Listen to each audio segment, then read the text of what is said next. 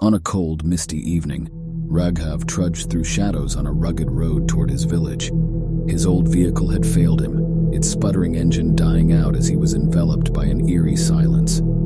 The darkness seemed to press in from all sides, and a distant wolf's mournful howl sent icy shivers down his spine. Despite his efforts to dismiss it as mere imagination, a faint whisper, like a ghostly murmur carried by the wind, reached his ears, calling his name from the shadows. Driven by a mixture of determination and unease, Raghav pushed forward, guided by the enigmatic whisper that grew increasingly distinct. It seemed to dance on the edge of his consciousness, leading him through the thick veil of darkness like a phantom guide. His heart hammered in his chest, each breath forming misty clouds in the frigid air.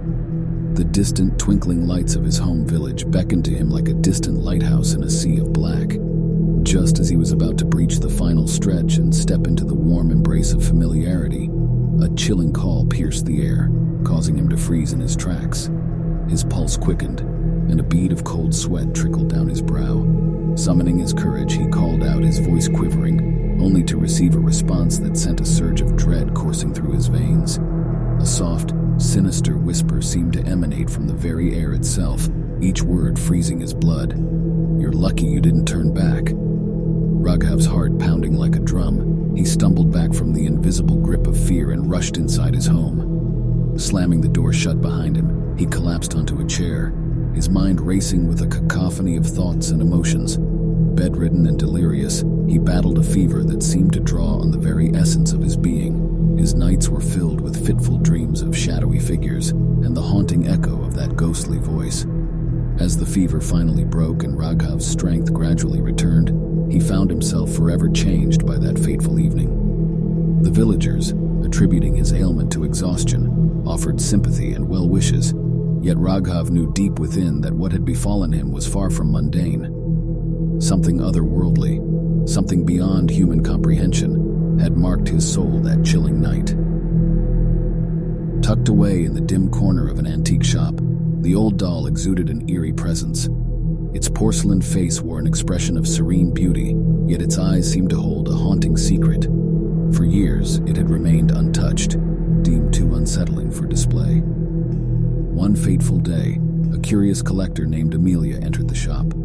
Her fascination with the macabre led her to the doll, and she felt an inexplicable connection. Ignoring the shopkeeper's warnings, Amelia purchased the doll and brought it home. As the doll took its place on a shelf, a cold breeze swept through the room. Amelia brushed it off, attributing the sensation to an open window. But soon, strange occurrences began to unfold. Objects shifted on their own, and chilling whispers echoed through the night. Unperturbed, Amelia delved into research about her newfound possession. She learned of a tragic tale, a young girl named Eliza who had owned the doll 12 years prior. Eliza's father had killed her in a fit of rage, leaving her soul trapped within the doll's porcelain form.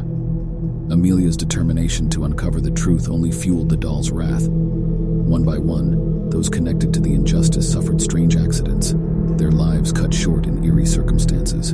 The doll seemed to exact its revenge, driven by Eliza's tormented spirit. Amelia, haunted by guilt and fear, resolved to put an end to the doll's malevolent reign. Armed with sage and ancient rituals, she prepared to confront the vengeful entity. She stood before the doll, speaking words of empathy and understanding. The room grew still, and the air seemed to crackle with energy. Amelia's heart pounded as the doll's expression shifted, a mix of anguish and yearning. In a hushed voice, she offered a heartfelt apology on behalf of Eliza's father, pleading for an end to the cycle of revenge. Slowly, the doll's presence softened and a delicate light enveloped its form. Amelia sensed a profound release, a cathartic transformation that echoed through the room. The doll's eyes, once filled with vengeful fury, now held a sense of peace. As the light faded, Amelia knew that Eliza's spirit had found closure. The haunted doll, once a harbinger of doom, now stood as a testament to the power of compassion and understanding. The tragedies that had befallen those who crossed its path were replaced with a lingering sense of tranquility. Amid the shroud of dense fog, the decaying mansion on the hillside beckoned to Emily. Determination mingled with trepidation as she ascended the overgrown path, twisted trees casting ominous shadows. Inside, the mansion's eerie silence swallowed her footsteps. Cobwebs clung like ghostly veils and dust danced in the air. Emily's heart raced, propelled by a mix of curiosity and concern for her missing sister, last seen here. A creak echoed through the corridor, and Emily turned to see a figure emerge from the shadows. Old Man Thompson, his eyes bearing the weight of untold secrets. He spoke in a voice that seemed to emanate from the very walls. "You shouldn't have come, child." Emily's determination held strong. She implored for answers about her sister, and with great reluctance, the old man shared cryptic tales of a darkness that had plagued the mansion for generations. He warned her to leave, but Emily's resolve remained unyielding. As Emily delved deeper into the mansion's history, an ominous black cat slinked around her. Its presence was unsettling, a harbinger of danger that seemed to appear whenever the truth loomed close. Through cryptic clues and unsettling encounters, Emily pieced together the puzzle. The black cat's appearances grew more frequent as she inched closer to the mansion's dark heart. The truth, she realized, was a horrifying tapestry woven from the past. In a chilling twist, Emily unraveled the final truth. Old Man Thompson was not the living recluse he appeared to be. He was a ghost, trapped in a loop of reliving his own tragic tale, forever repeating the events that led to his demise. As the pieces fell into place, the mansion seemed to come alive with anguished whispers.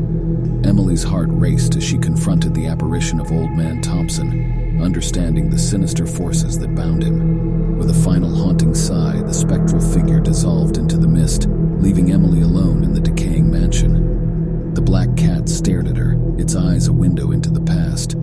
She left the mansion forever changed, having unraveled a twisted tale of sorrow and malevolence that still clung to the desolate hillside, a testament to the darkness that lurked within.